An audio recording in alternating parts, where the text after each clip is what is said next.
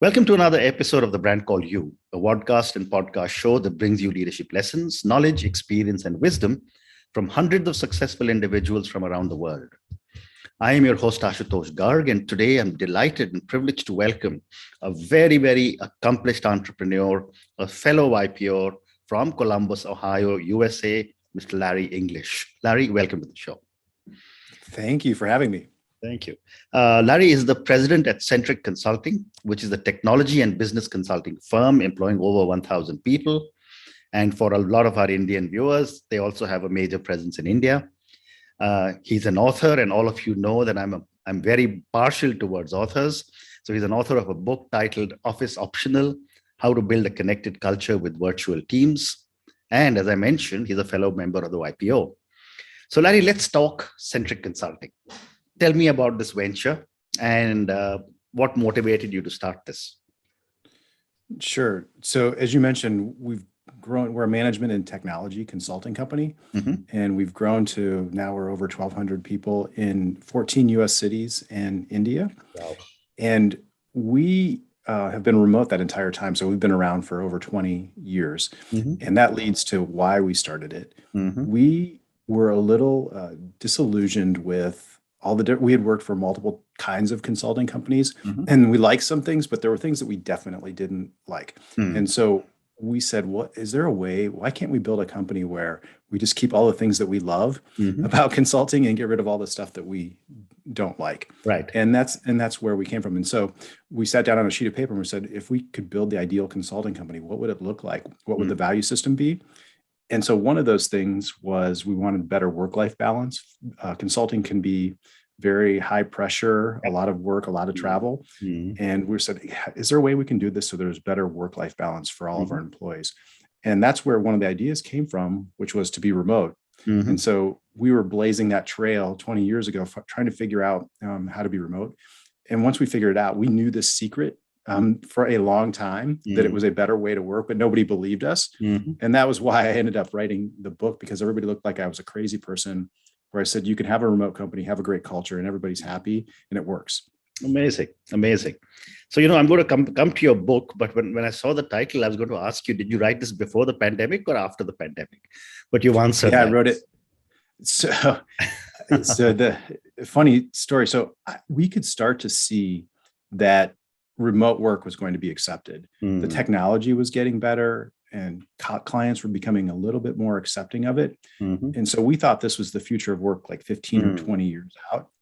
And I kept having to explain it so much. I'm like, you know what? There's nothing out there that explains. There's some books that explain how to be remote, but there are none that explain how to be remote and how to have a great culture. Wow. And so I said, let's write it. And so I went to some of my partners, my main partner, and I was like, hey, I'm going to write this book. And he's like, dumbest idea I've ever heard. Do not do it. Whatever you do. And so I didn't listen to him, and I was getting ready to publish it right when the pandemic happened. So completely accidental. Amazing. So I'm going to come back to your book because I have some questions for you on remote working. But as you scaled up, and you said you're about 20 years in business, as you scaled up, and one of the biggest challenges of every business is scaling up, what were some of your challenges and learnings? So the biggest one that I would talk about, especially as it relates to being virtual, is we had this great culture where we loved everybody. And we were a smaller organization then. And we were very worried that if we scaled the organization, we were going to screw up the culture.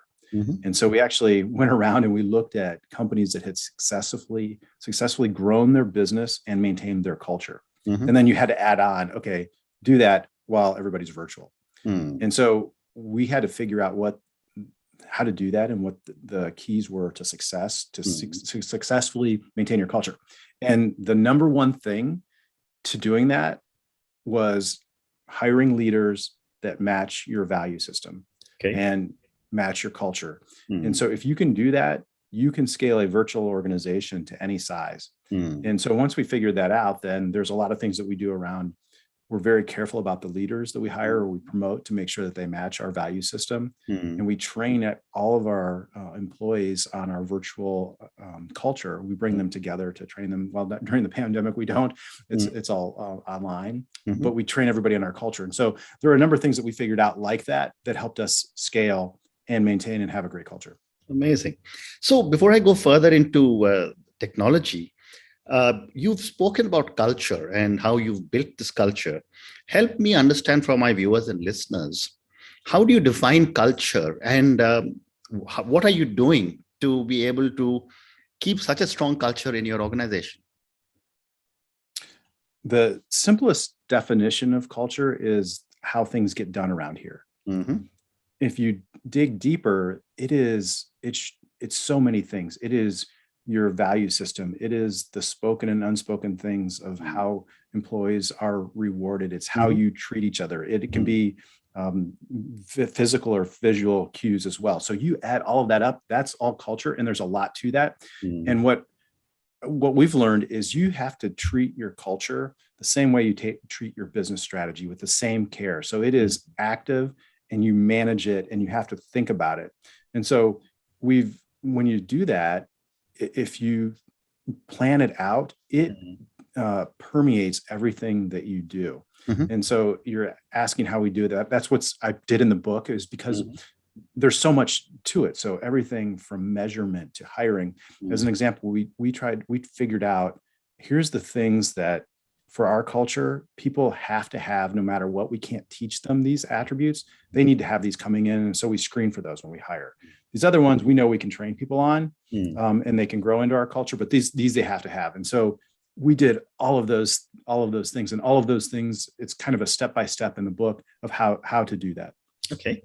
And let me stay with one more question on culture. And I'm often asked this question by startup founders. They say large companies build culture over a period of time through best practices.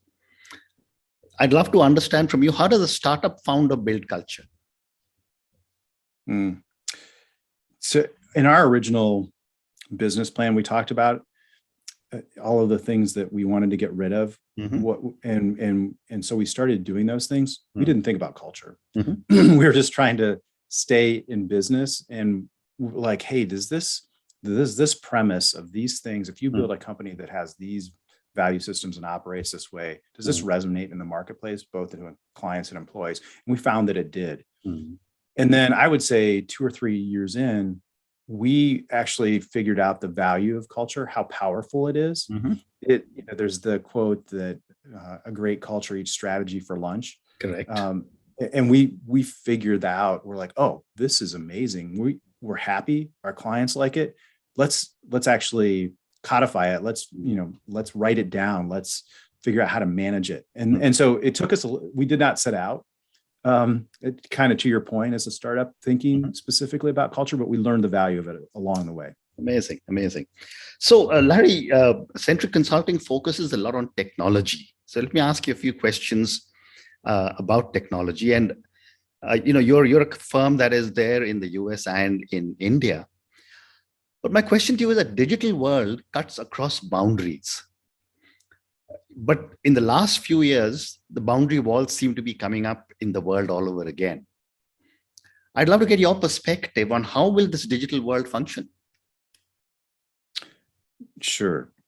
So I'm not worried about those boundaries coming up. What has been fascinating to me is all of a sudden organizations had this mindset that you physically had to be in the office, and you only hired people within a 30-mile radius of your headquarters.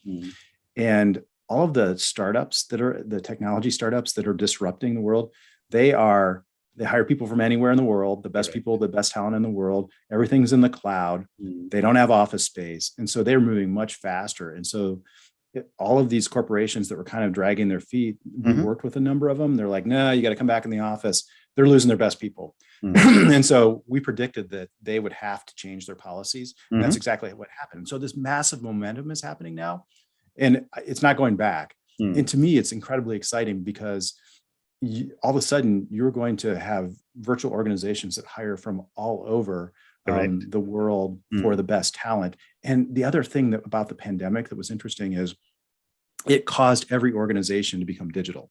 So customers wanted to interact through a digital channel. Employees wanted to work remote or hybrid, and you had to digitize your entire company. Mm-hmm. Well, that is leading to massive disruption in almost every industry and massive change. Mm-hmm. And so when you become digital, there are no boundaries. Mm-hmm. And when you can hire people from anywhere, there are no boundaries. So I think it has the potential to improve the world. Think about all these areas in the world that have not been able to participate, and now they're going to be able to. So I'm excited to see what happens. I think it's going to be great for the world. Fascinating. And now from the perspective of an average human being in the world who doesn't understand technology so much, I'd love to get your perspective on how will things like artificial intelligence, machine learning, robotics, and now the metaverse, how is these things going to change lives for the average human being? Yeah. And what's interesting is, so technology is improving exponentially, and we think linearly as a species, as a human being. And so it's very hard for us to understand, excuse me, how profound and fast things are moving, because the leaps at the end are huge. So I was listening to a podcast yesterday with a physicist. They can now read memories. So they can read memories of chimpanzees and extract them from their brains. And he was talking about how we'll now be able to, instead of passing, electrons over the internet, we can pass neurons or feelings. So it's going to be mind-blowing what is going to happen and transform. There's a book I'm reading right now called AI 2041. It's a great book if you want to understand in layman's terms. They write it in short story format, so people can easily understand how their lives will look different or change, to answer your original question. So I like everything that's happening with technology. There's going to be massive disruption, some of it good and some of it bad. And we're going to have to work through all of those things. I mean, I do think that it will continue to put some people out of work, but create new opportunities. And we have a responsibility to train people and to put all the things in place to help bridge that digital divide. Very well said. So I want to ask you another question on the metaverse, which is suddenly becoming so popular. People are talking of virtual meetings in 3-dimension, feelings, smell, etc. Where does it where does it leave the human element of interaction? Sure. So a couple of things. I've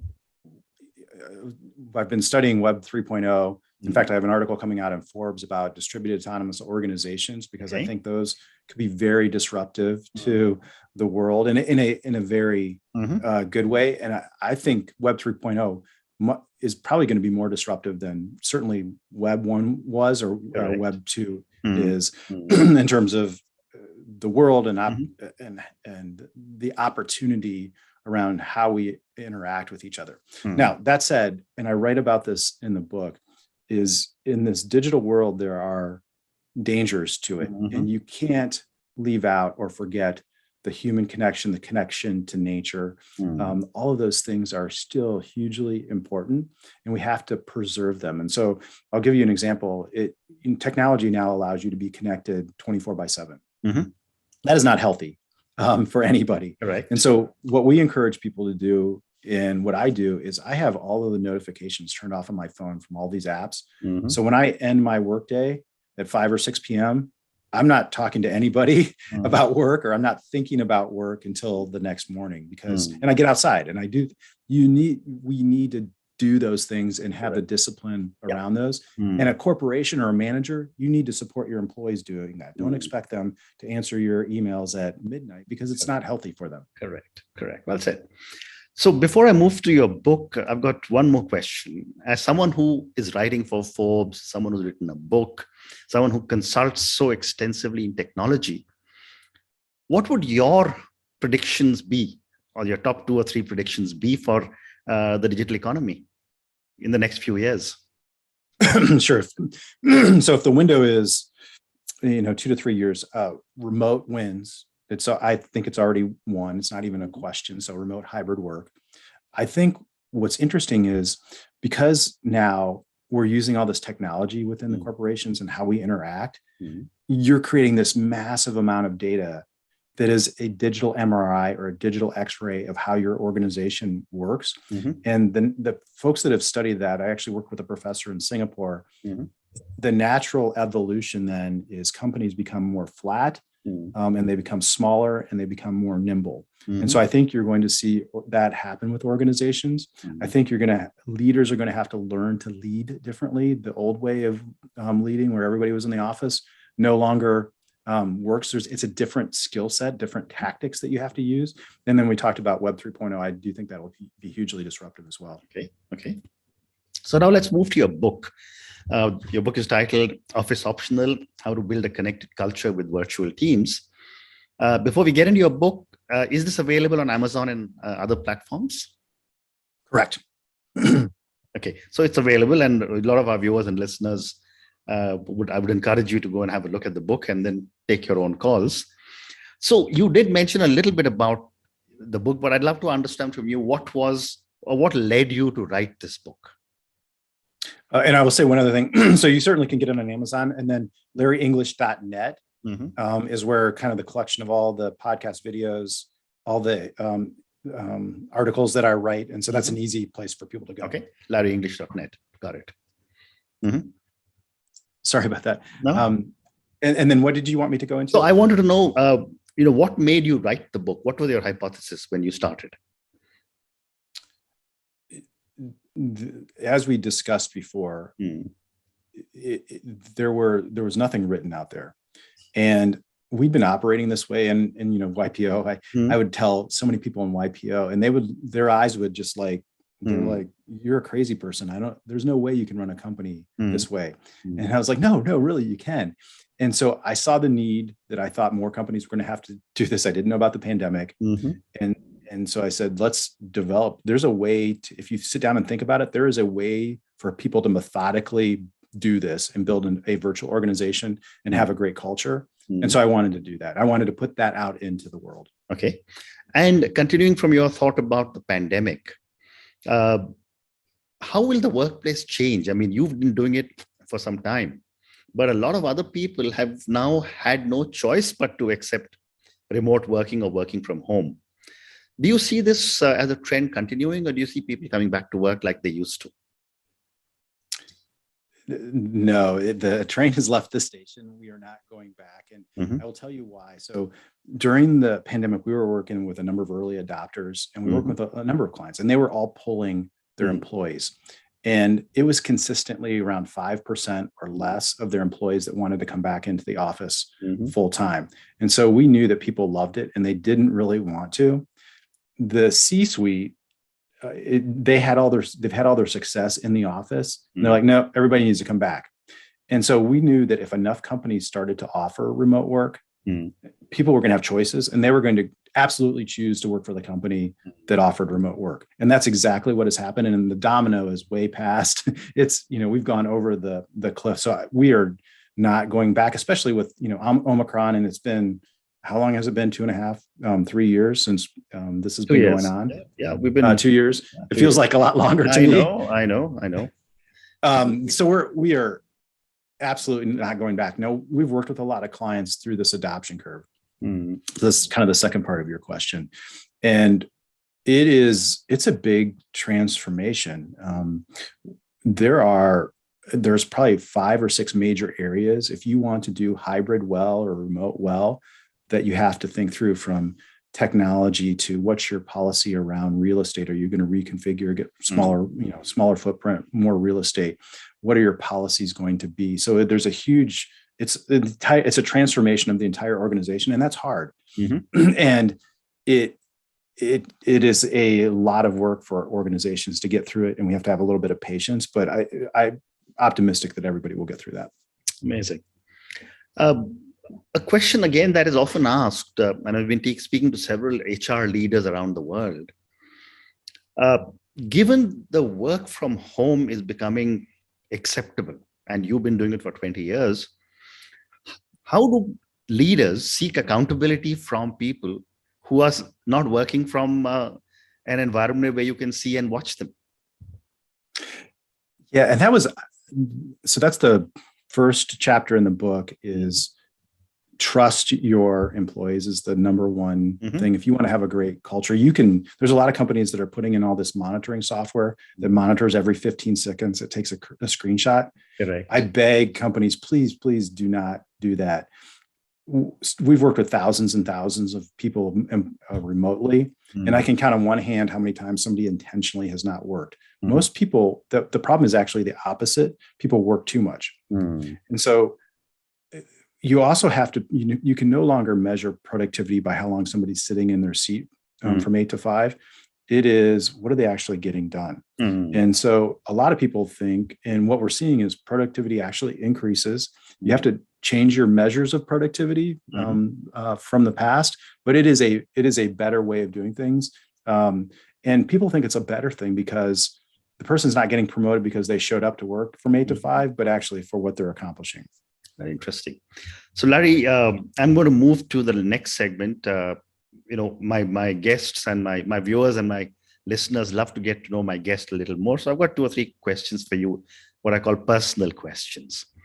My first question is that for someone who's been achieving so many amazing things, as you look back at life, what would you say are 3 key milestones or pivot points in your life or your career?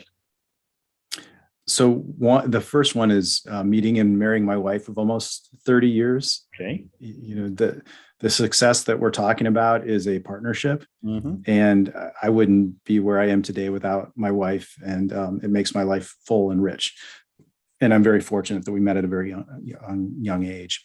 The second would be I was working for a big international consulting company out of college, and working 100 hours a week. Wow. And so I had this midlife crisis. I was like, is this all there is to life? This is awful. And so my wife and I, we had just been married. We packed a backpack and we traveled around the world for a year. And I was really trying to find myself and figure out what I wanted my life to be. And so that was transformational for me, figuring that out and taking that trip. And then the last one, in an odd way, the pandemic has been transformational for me and my organization, because we were, I was accidentally, as we talked about, publishing this book when the pandemic happened. We'd been designing our organization to deliver all of our services virtually. And we do all the things that the world needs to better participate in the digital economy. So we've had our best 2 years ever as an organization, and it just accelerated what we thought the future was going to be. It pushed it closer, and it was a very good thing for us. So it's been a great thing for us in an odd way. I know there's an incredible amount of pain and suffering, but it has been oddly transformational for me. Incredible. So I have time for 2 more questions, and I'm trying to decide what to ask you. But let me ask you a question on success. What does success mean to Larry? So for me, it's not monetary. It is happiness and fulfillment, and having people around me that I love and I cherish, and being in the moment, learning to be in the moment. If I can do those things, that is successful. Fantastic. And my last question to you, and this is for the many, many people who will listen to our conversation. As someone who has been there, done that, built a fascinating business, wrote a book, what would your advice be to young individuals who are starting off on their career in the corporate world or as an entrepreneur? I would say a couple of things. I would say you do not have to compromise. You don't have to settle. Go for whatever that passion is in you, what you think is right. Go for that. When I started the business, and I said we're building it, based on being remote, and we started in 2001, which was a terrible economy. So many people are like, "You are crazy. Do not do that."